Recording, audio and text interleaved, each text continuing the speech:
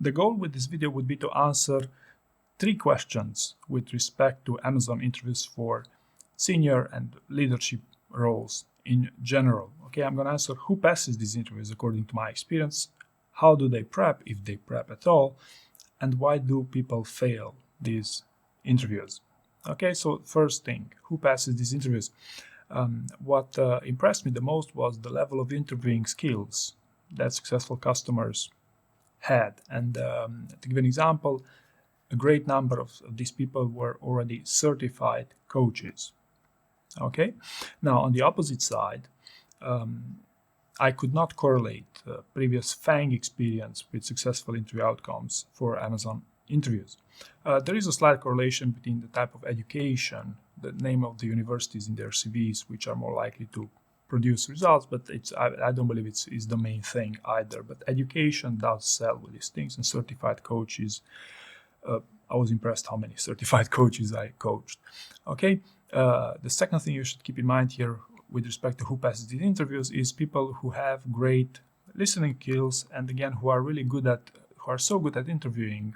I call them the best cheaters as well, because some of them could even read their answers from their computer screen without even me noticing, or without their interviewers noticing, right? So again, the level of interviewing skills is something that I found relevant to this with respect to answering the question who passes these interviews.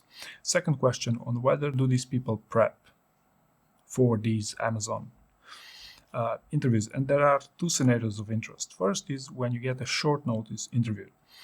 And in my experience, and this is basically primarily people who transitioned from Amazon, that gave me their experiences of how they got into Amazon. Okay, so they did not prepare for the occasion, and some of them did not even know about Amazon's leadership principles before actually getting a job offer with them for pretty senior types of roles. So this will be the first scenario. Short notice interviews, it doesn't really make much sense to overthink Amazon interviews.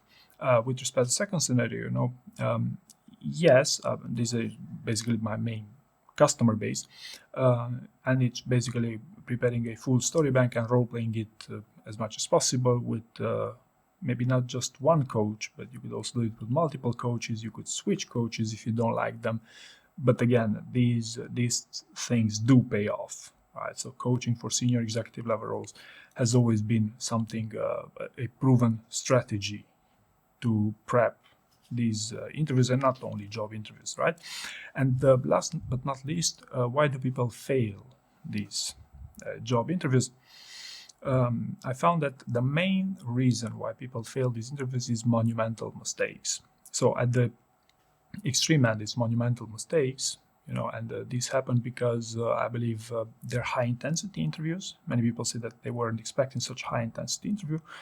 The second reason is that some interviewers, probably the safe to say the bar raiser, would always prepare some sort of trap, right? They want to get you stuck it somehow, right? Maybe with some backbone test or something like that. And there are other interviewing techniques as well, such as making you so comfortable that you believe they're your best friends, and then you spill the beans. And there's no such thing as the ideal candidate. There's nothing as such the ideal job, right? So monumental mistakes would be, I believe, the main takeaway, but also, flat performance. You say nothing interesting, everything is really boring. That could also be, the reason, but I believe that's quite common. So there you go. This would be my tips when it comes to who passes them, whether they prep, and how people fail these interviews for more senior types of roles at Amazon. I hope you found this useful, and thank you very much for watching.